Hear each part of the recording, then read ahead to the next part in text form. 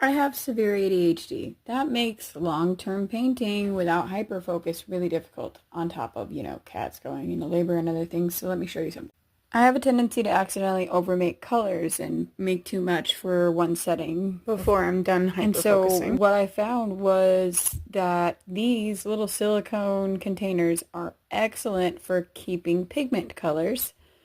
And you can actually use them to scoop out a whole bunch of it, and you can just paint whatever on top of them. And they fit just about half of one of these little wells, which is typically about how much I have left over when I've overmixed a color because I am not getting the color that I want. So day by day, I don't get to choose how long my brain's going to allow me to put into fixing, butchering, redoing, playing with the lighting, playing with cactus spines, playing with the shapes. I don't get to choose when my body and when my brain is going to keep letting me do this. So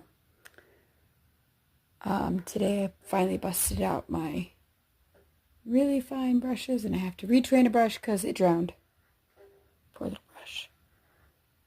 But yeah, this is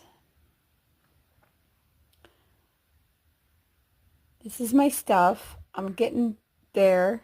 This little prickly pear has seen better days. And I've got to work on getting this hard line kind of softened so it doesn't look so evident that I used masking tape. But yeah, I bought like 50 or 60 of these to basically save pigments and paints, and I am not disappointed.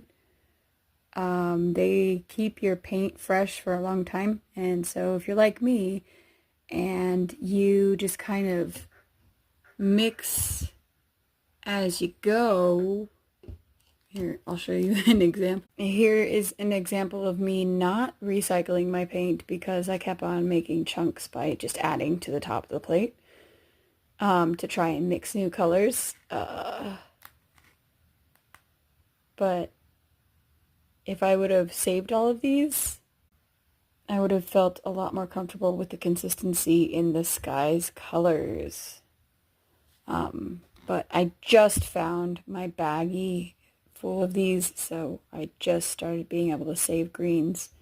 And once you're done with a green or a color, you can add the new color that you used to blend with the old color into the